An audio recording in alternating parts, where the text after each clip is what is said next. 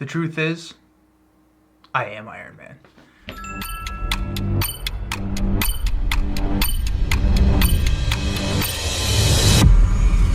Hello and welcome to Nelson All Over Cards. We are doing an Iron Man review. This is the capstone of the Hero Spotlight videos that I did, where I played through 4 different games with Iron Man. Actually, a couple more because it kind of coincided with the Marvel Champions cinematic universe. And now we're going to do a deep dive review where we're going to talk about him, rank kind of his aspects, what aspects he's best in, and then put him in a power ranking of all the Marvel Champions heroes. So this one is going to be a little bit different than all of our previous videos. It's going to be a little bit expanded because this is the first one that I kind of did multiple games off screen in a constructed format. I've always played the heroes more off screen than I have before I did like the reviews. However, this one is, I had a video a couple weeks ago talking about what the best way to test heroes out are, and this was the first one where I kind of did a lot of that testing outside of the video in like a structured format.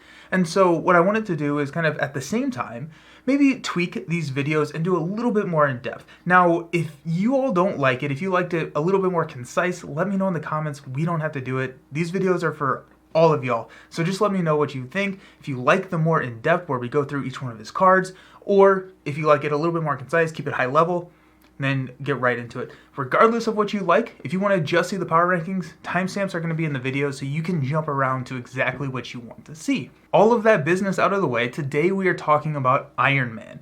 Iron Man Tony Stark from the core box, one of the first heroes that we ever got. So let's start out by talking about his alter ego. Tony Stark has a pretty poor 3 recovery. He has a 9 HP and a hand size of 6, so very standard there. His ability is incredible though. His Futurist ability allows you to look at the top 3 cards of your deck, choose one of those, and discard the others. So it really helps with getting the cards that you need at the right time, especially there at the beginning of the game. In the early game, getting those tech upgrades, or in the late game, if you're an alter ego, getting the attack cards that you need. It's just so flexible, excellent ability, and so very needed to help him get off the ground, which is something we'll talk about here later, how he can struggle in that early game pretty significantly. Also, while he's an alter ego, he has a Stark Tower support, which allows you to return the topmost tech upgrade from your discard pile to your hand. I do struggle with this card.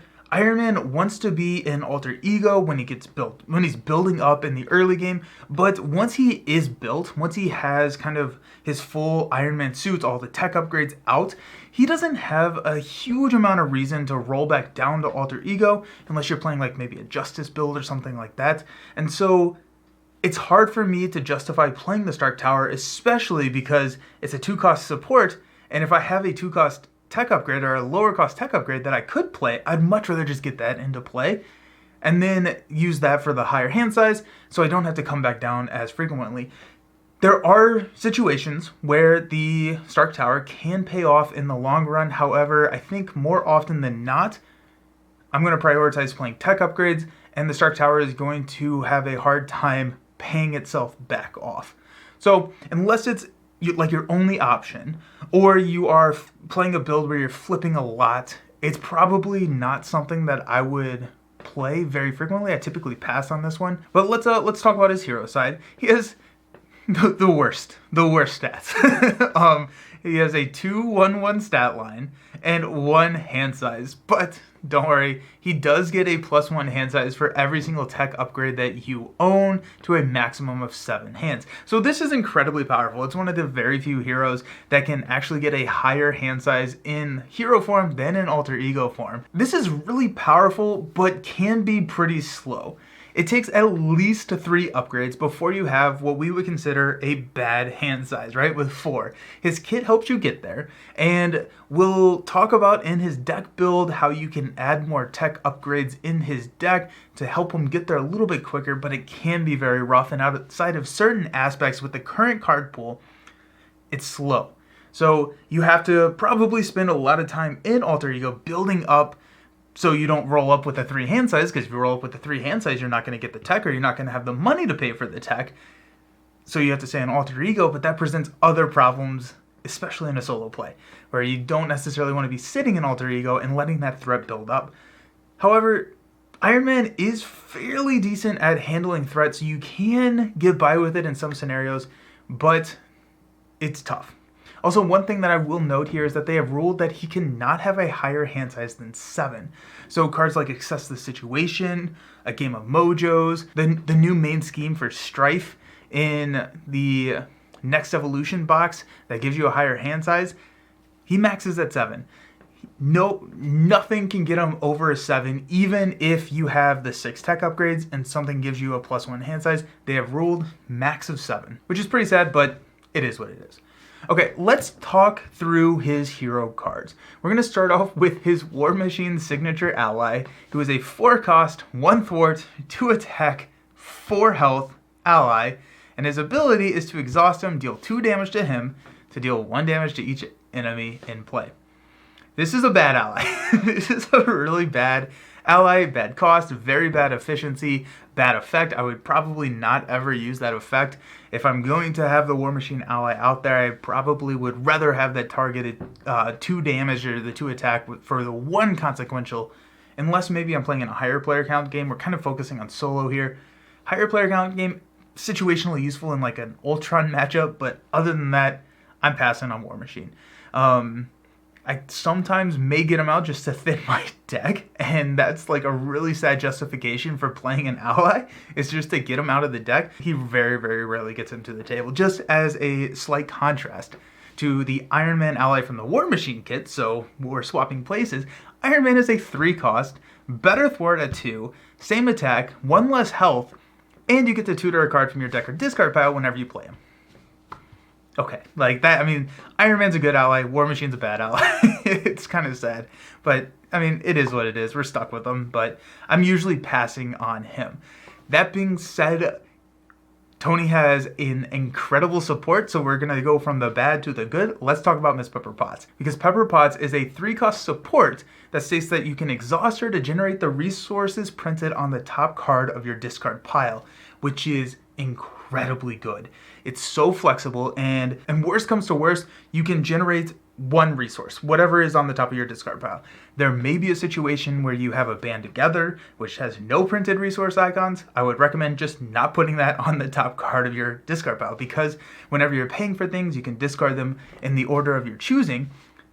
You can throw doubles. And that's where she gets really strong, is if you have a Strength, Energy, or Genius on top of that discard pile, exhaust Miss Pepper, and you get 2 resources. It's a resource generator that can generate 2, and that is so good and not very...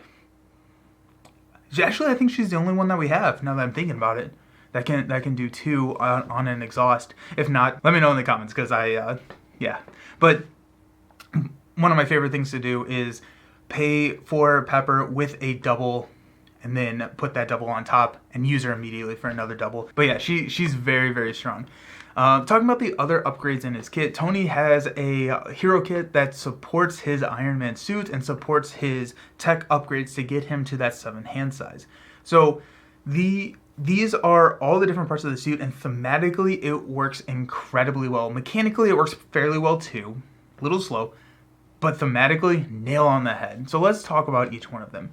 He has 2 copies of his Rocket Boots, which give him a +1 HP and the ability to spend a mental resource to get the Aerial trait. Now, Aerial has gotten a lot more love since the core set, so now we can run cards like Pitchback or Yaw and Roll, and so that can work, but also other parts of his kit deal with Aerial. And so I like these a lot early game. A 1 cost tech upgrade is something that I am very much striving to put onto the table in those first couple of turns, especially if I can get multiple of them. If I can drop a 3 cost tech upgrade, I would much rather just drop 2 1 cost to up that hand size and get me rolling at the start of the game. Both of these are really good. If I have one, I probably will prioritize another tech upgrade in my hand if I already have one of them, because that one can get me the Aerial and get me the extra benefits that I need for my other cards.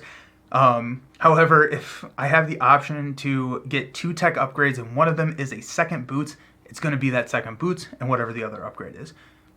1 cost tech upgrades, very good in solo to get him rolling. Speaking of 1 cost tech upgrades, let's talk about his helmet. The helmet is not my favorite upgrade, but it's one of my favorite upgrades for his kit because it deals with threat. And Tony, wanting to be in that alter ego state to help build, is going to need help with threat mitigation, and the Mark V helmet helps you with that. One cost upgrade allows you to exhaust and remove a threat from a team. Not a ton, but it is something.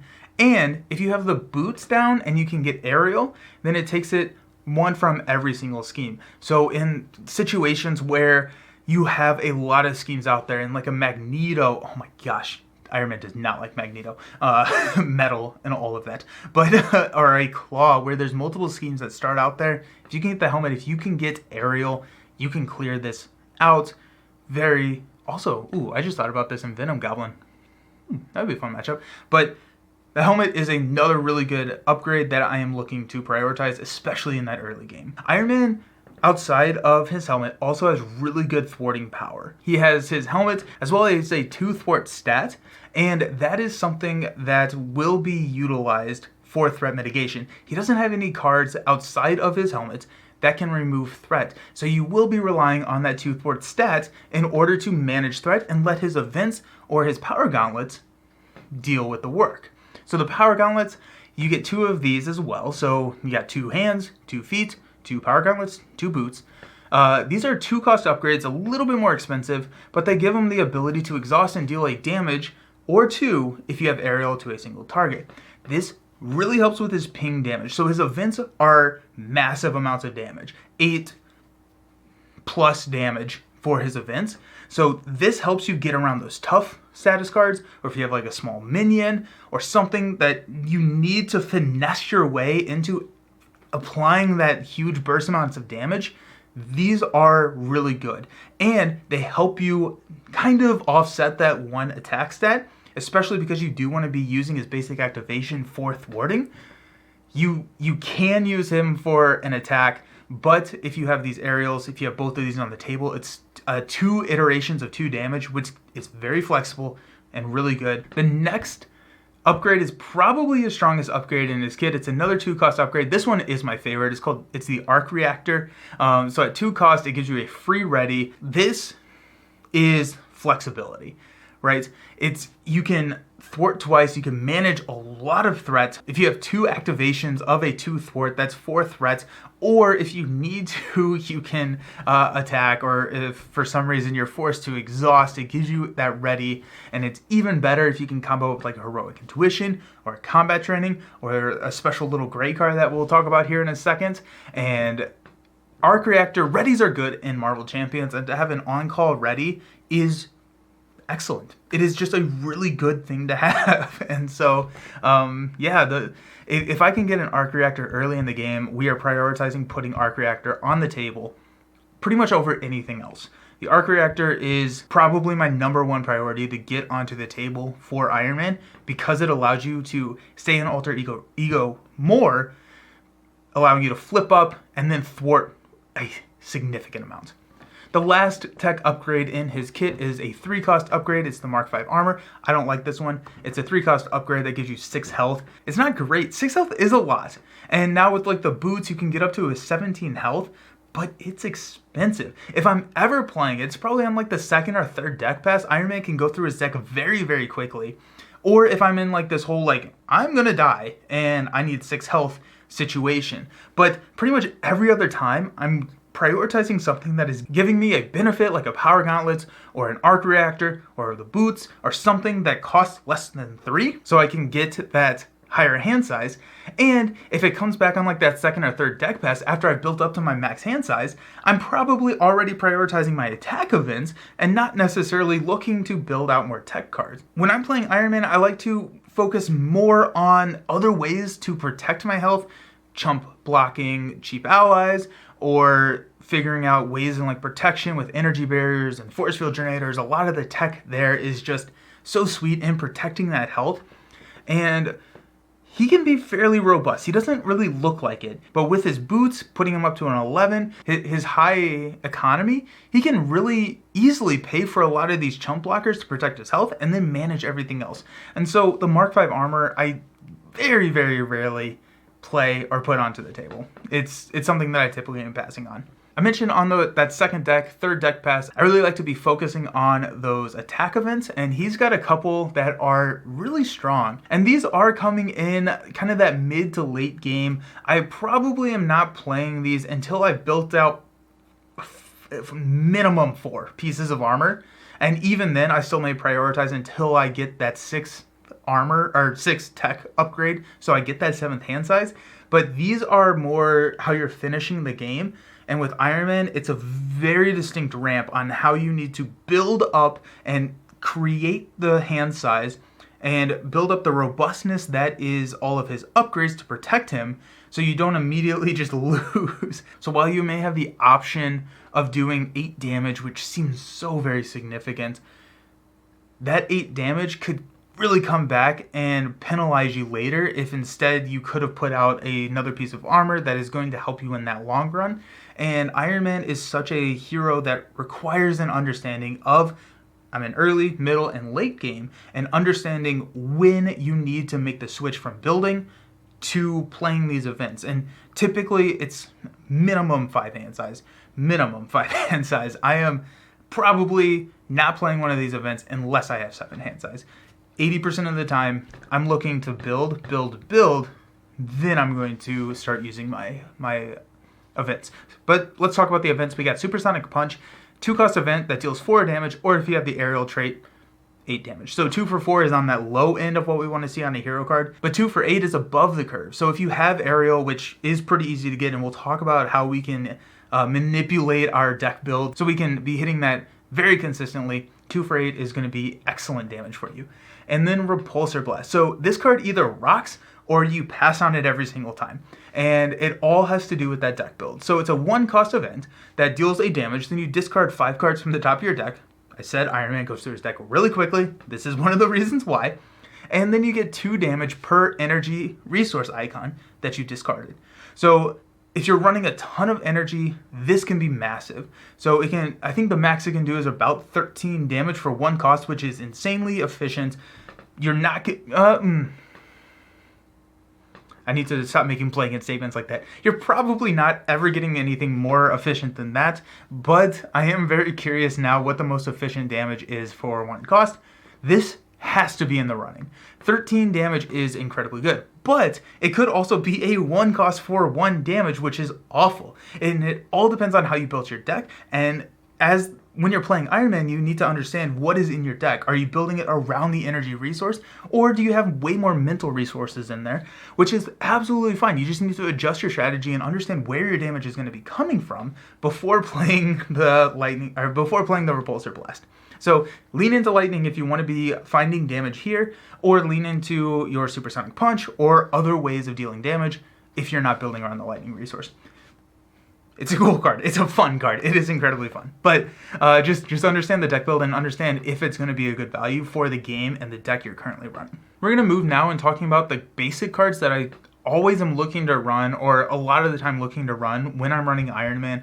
Now, when I am talking about these, I leave out a lot of the resource generators, so I'm not necessarily saying I'm running a Quinn Carrier in all of these decks because that gets fairly repetitive. But Quinn Carriers, X-Jets, if you're running X-Men, those are cornerstone cards to X-Men Avenger decks. That being said, outside of that, Ingenuity is really good for Tony.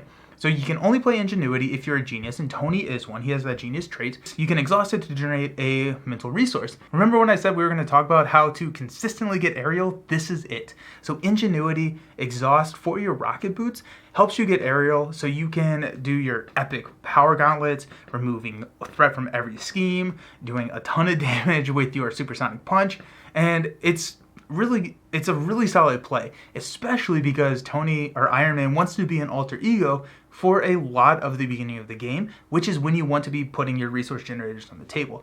So if you pull into Ingenuity on turn 1, 2, potentially 3 is going on the table. It's a 2-cost upgrade, really easy to get onto the table, and then you have a on-call aerial for the rest of the game, or just another resource generator on the table. Ingenuity helped Tony a lot. We do have a great tech upgrade, which is the Plasma Pistol, and I run these in 95% of my decks. So it's a 2-cost upgrade. You can run 3 of these, and that just increases the consistency of when you are drawing your tech upgrades, because it doesn't have to be an Iron Man tech upgrade to increase his hand size in hero form. Any tech upgrade can do. So the Plasma Pistol is just a way that you can just add more tech upgrades and just draw into them more consistently. The other thing is it's a lightning resource. So if you did not play it and you are leaning into that lightning resource build, the Repulsor Blast can turn this into 2 damage. The last card that I want to talk about is Meditation, and this is not something I run in all of my decks. It's just a fun card to talk about. It's an alter ego action to exhaust your alter ego or your identity, and then play a card reducing its cost by 3. There's a couple of reasons why this is really good for Tony. He has the Arc Reactor, so if you do flip up, when you do flip up, you have the ready. You can still utilize a basic activation for thwarting, attacking, whatever you need. Also, he wants to be an alter ego, and it's kind of a race on can you build out the tech upgrades fast enough so you, before like the villain just kills you or threats out, honestly. And this is a way to increase the velocity of your build without actually using a lot of resources. So meditation, you can meditate a arc reactor, you can meditate a force field generator, you can meditate just any of those higher cost tech upgrades. Heck, I would even meditate if I had it in my hand. This would also be another reason why I played the armor. I could meditate the armor into play. And so it's just a way to get the ball rolling and go faster, especially in that early game. So I like Meditation. I think it's a fun card, and it just works really well in Tony's kit. So whenever I can talk about Meditation, I'm going to do it. Let's move on, and we're going to talk about ranking the aspects. And what we're going to be doing is ranking the aspects in terms of worst to best for solo play specifically. And then when I get to my favorite aspect, I will call that out as, hey, this is my favorite aspect to play. But in 4th place, we have Aggression.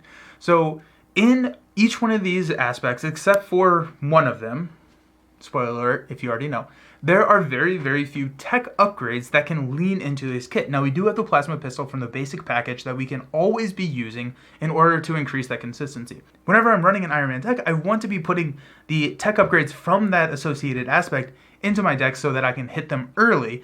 And Hand Cannon is Aggression, and it is fairly anti-synergistic from what Iron Man is trying to do. So Iron Man's damage comes from his events and from his power gauntlets. Aggression or Hand Cannon requires you to I feel like I'm getting fired up here. Hand Cannon requires you to make a basic attack activation, which Tony doesn't want to do, especially in Aggression when he wants to be using his 2 thwarts for thwarting, because his Aggression cards are not going to help him do that. And so you're going to lean into the Aggression aspect to manage the minions, to manage damage. Your big damage is still probably going to be coming from your hero events or your power gauntlets. And so hand cannons, I feel, are just very awkward in his kit and not really the way that I want to be going. In 3rd place, we have Leadership. So Leadership is pretty interesting because the tech upgrades we have are for allies. So we have like Power Gloves, Laser Blaster, Reinforced Suit, all of these cards that have that tech keyword, which are upgrades that go on your allies. These do count for your hand size. So this makes Voltron builds really interesting and fairly powerful with Iron Man. The only issue here is that in our Voltron builds, it can kind of be tough to have someone that is as squishy as Iron Man, who typically is using his allies to protect his health, to protect his Voltron allies. So now you are running Voltrons that you need to be protecting. And the best way that Tony has to protect health, either his or his allies, are with chump blockers. So now you also have to be prioritizing playing your Voltron and your chump blockers, and that can be those butt heads right there. And so you have to figure out how you're going to protect those. And that can be a little difficult. Plus, the reason that this is not, maybe the best is you're locked out of the best Voltron ally in the game, which is Iron Man. So Iron Man himself, you cannot run in Iron Man's deck. I tried it, and chat called me out pretty quickly. I don't know, I didn't have my coffee that morning, but but you can focus around allies like Ronin, Vision, or Yondu, but they are not just going to be as efficient as that blue Iron Man ally. So it's a fun build. It's definitely a fun build. It can be a little tricky on understanding where your protection is going to come from, and that's why it's in 3rd. 2nd place is Justice. And this is kind of fun because theoretically, from everything that, like, if someone just described Iron Man to me, he wants to be an alter ego a lot. He needs to sit down there to build. I would say Justice is probably going to be his best aspect, but we'll talk about why Protection is his best. Justice's tech upgrade is the Sonic Rifle, and Iron Man and the Sonic Rifle have the same goals. They want people to go to alter ego. Sonic Rifle confuses, you can deal 3 damage, probably not going to happen. Focus on the confuse, and then that allows you to roll down to Tony Stark and trigger Futurist. This would be a time where I would consider putting Stark Tower onto the table, just because if I'm confusing if I'm confusing the villain a lot and I'm protected from those schemes, I do want those alter ego generations to pull tech back to my hand, and it just works really well to allow him to continuously flip back and forth so you can build. Also, meditation works great here, because if you're flipping down, meditation in like a aggression build, how often are you flipping back down in that mid to late game? Meditation could be a dead card in your deck. Now, in Justice, because you have Confused, you can go through. Meditation can be fun. Justice would be number 1. Justice is a very, very strong aspect for Iron Man, but with the expanded card pool that we have, Protection is my favorite aspect and the best aspect, because it is effectively the tech aspect. There are so many targets for Iron Man to build quickly and protect his HP at the same time in the green aspect. So we have cards like Force Field Generator and Energy Barrier that are just great for this. 2 cost, 3 cost, and protects health, but they are tech upgrades. And then you have Electrostatic Armor, which is another really cheap +1 hand size. I think it does something else, like deals the damage whenever you defend, but you're not really ever doing that with Iron Man. It's a cheap 1 hand size, and we get to talk about Repurpose here. So Repurpose is a card that states, discard a tech upgrade, ready your hero, choose a basic thwart or attack, and you get +X, where X is the cost of that card for the rest of the round. I feel like when they printed Repurpose, they were just like, this is going to be probably game-breaking for Iron Man. It's going to be very, very strong for Iron Man. And they're like, yep, that's true. And it is. Repurpose is so freaking good with Iron Man. It can target all of his upgrades. Once you have the 6 upgrades out, you probably, especially if you're running Protection, you have multiple other upgrades. You very easily can be sitting at 10 upgrades, maxes out at hand size of 7, which is 6 upgrades, so you have a lot of targets for Repurpose. You can repurpose Force Field Generators, especially when they get low on those counters, or Energy Barriers when they get low on those counters. Ready him up and give him flexibility. So you don't have to choose Thwart. You can choose Attack, and that's typically what I'm looking to do. So like on a Repurpose turn, I'm going to use Iron Man to thwart for 2. I can repurpose a Force Field Generator. I get to ready, and then I have +3 to my attack, making it 4. I can attack for 4, then Arc Reactor readies me. I can attack for 4 again. And that's only 1 repurpose. If you can somehow get multiple repurposes in your hand, oh, so much damage. It's so freaking cool. It's if you have not played the repurpose build for Iron Man, please do yourself a favor and do it. It is incredibly fun, incredibly powerful, and so very satisfying. If we were only considering green Protection, this would probably put Iron Man in like the A+ tier. He is really good. However, we do consider all like a full, well-rounded look at each hero when we are ranking them, and so we'll talk about that here in a second. But just know, Protection Iron Man would be like A+ to maybe S tier. And that's hard for me to say, but very, very high in those rankings. When we look at the community and AI were really, really close when we were ranking the aspects. They had, I think, aggression higher than leadership, and so we just had those flipped. And then they also rated him like an A or a B tier.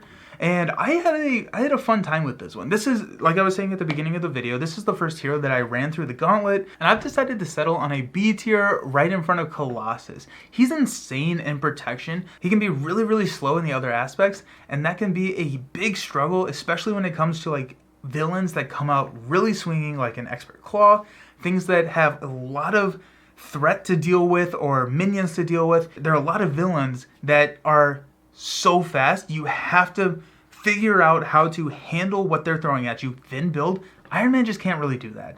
And in certain situations, in certain aspects, Iron Man looks like a god, and that is awesome, and that is so very fun. If you throw him up against like Claw, Magneto, any of these villains that are going to force you to figure out how to stop their initial onslaught and build later, Iron Man is not going to have a good time with that. Iron Man can be so powerful in the late game.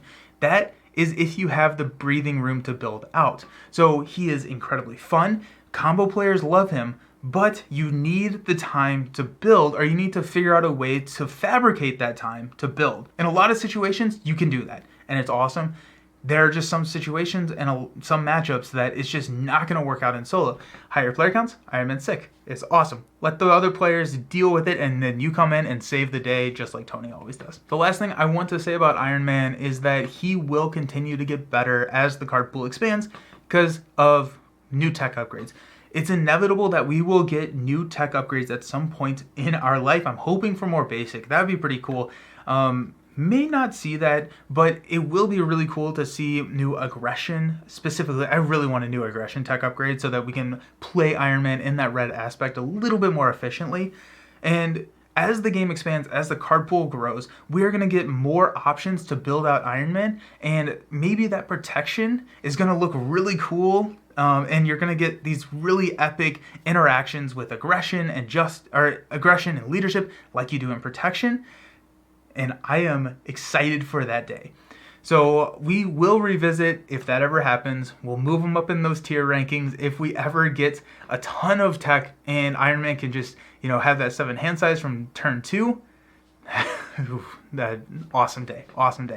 Anyways, thank you so very much for hanging out. Again, if this was a longer video, I went into a little bit more depth because I wanted to. I don't know. I wanted to try it out. So if this is something that you enjoyed, if you liked me talking more, going more into depth, speaking to every single card in his kit, talking about a little bit more granular about those cards, let me know. Or if you want to, I'll put a link of here for another random video that I did where I'm a little bit more high level and I still do the rankings and everything. Let me know which format you like more, because honestly, I really want to make these videos great for you all. So let me know in the comments what you like more. Also, let me know in the comments what your favorite Iron Man deck is. Okay, I've talked for way too long, so I'll let you all go. Thank you so very much for hanging out. I'll see you around. Peace.